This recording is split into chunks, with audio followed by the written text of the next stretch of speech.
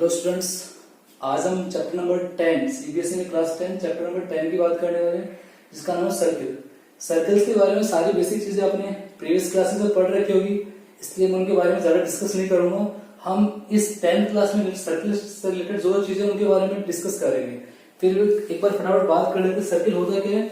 Collection of all the points which are at a fix distance from a fix point. इस fix point से fix distance पे जितने भी points है उन सब का कलेक्शन क्या हो जाता है? सर्किल हो जाता है। इस फिक्स पॉइंट को हम क्या कहते हैं? सेंटर होता है। सेंटर से इस पे यदि कोई पॉइंट उसको ज्वाइन करते हैं, ये लाइन सेगमेंट क्या कहलाती है? रेडियस होती है। ठीक है, कोई भी दो पॉइंट सर्किल पे कोई भी दो पॉइंट को मिलाने वाली लाइन क्या हो जाएगी? ये कोड होगी आपकी।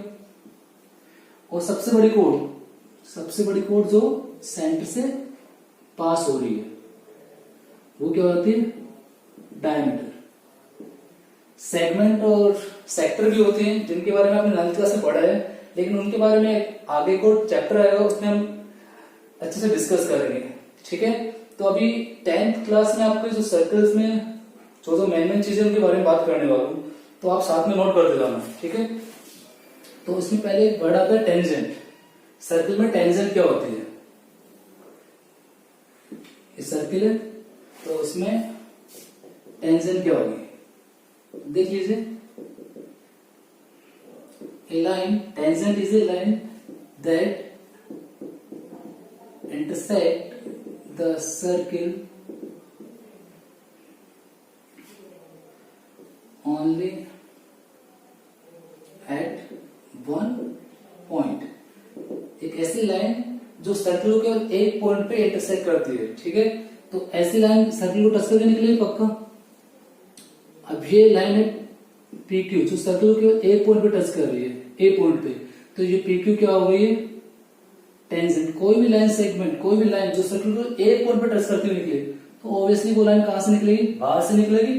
वो क्या होगी? टेंजेंट होगी। बात करें सेकेंड की, सेकेंड भी कहते हैं इसको।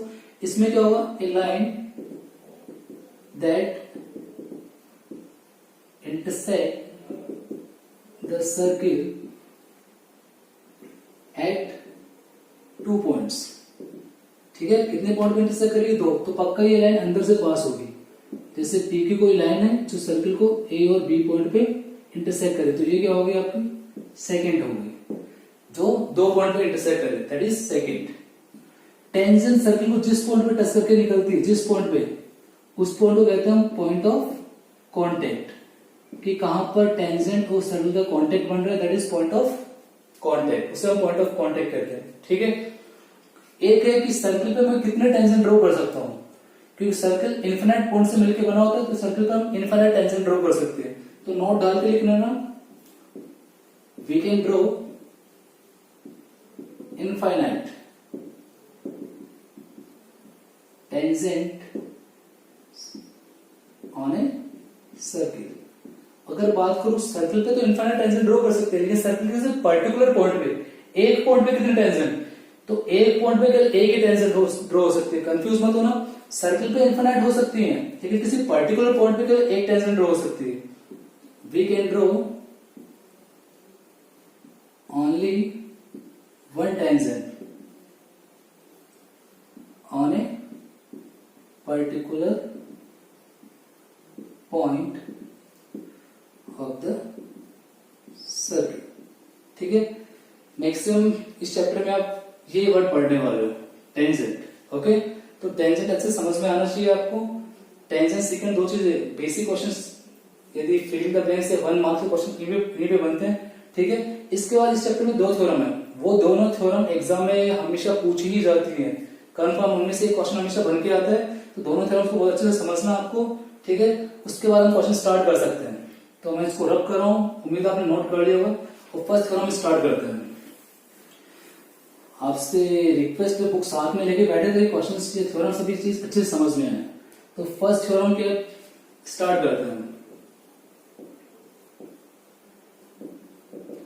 फर्स्ट थ्योरम कहती है कि सर्किल में टेंजेंट है ये, और ये क्या होती है? रेडियस होती है। तो फर्स्ट थ्योरम के अकॉर्डिंग टेंजेंट और रेडियस हमेशा कितने डिग्री का एंगल बनाती है? 90 डिग्री का।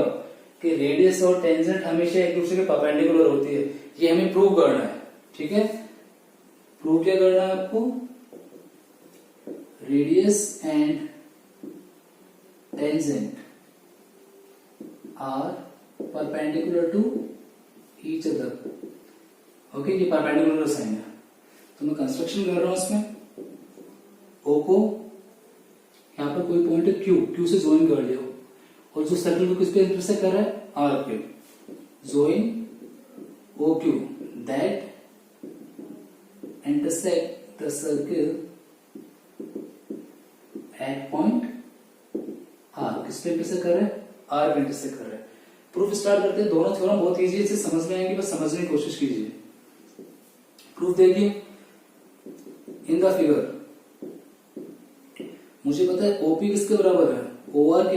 क्या रीजन होगा, दोनों रेडियस हैं, तो radius of same circle. Okay, अब देखिए इसको इक्वेशन फर्स्ट देके छोड़ देते हैं। अब मुझे बताइए कि ओ क्यू किस किस से मिलकर बना है, ओ क्यू ओ आर से और आर क्यू से, और ओ आर के बराबर क्या है, ओपी है। ओ आर को मैं ओपी लिख सकता हूं from equation first. O R की जगह क्या लिख सकते हैं, ओपी। अब मैं कहूँ आपको, जरा देखिए 7 मिलके बना है 2 + 5 से, पर समझिए पक्का 7 2 से भी बड़ा होगा, 7 5 से भी बड़ा होगा। सेम यहाँ पर ओ क्यू मिलके बना है ओपी और आर क्यू से, तो ओ क्यू पक्का ओपी से भी बड़ा होगा और आर क्यू से भी बड़ा होगा। तो ओ क्यू बड़ा किससे है, ओपी से। हमें मैन ओपी चाहिए था, ओ क्यू बड़ा किससे है, ओपी से। तो देखिए ओ क्यू ओपी से बड़ा है, क्योंकि क्यू पॉइंट सर्किल के बाहर जा रहा है। सिमिलरली इस लाइन पे कितने भी पॉइंट होंगे, ठीक है, जो हम सीधे सेंटर से जोन करेंगे वो हमेशा ओपी से क्या रहेंगे, बड़े रहेंगे, क्योंकि सारे बाहर वाले पॉइंट ओपी से तो बड़े रहेंगे। यानी ओपी सेंटर से और इस टेंजेंट की भी सबसे छोटी डिस्टेंस हो गई है। और पिछली क्लास में पढ़ा था, जो शॉर्टेस्ट डिस्टेंस होती है वो हमेशा क्या होती है, परपेंडिकुलर होती है। तो उसको लिख देता हूं मैं, similarly all line segments from center to tangent AB is larger than OP। सभी OP से बड़े होंगे, so OP is the smallest, OP is the smallest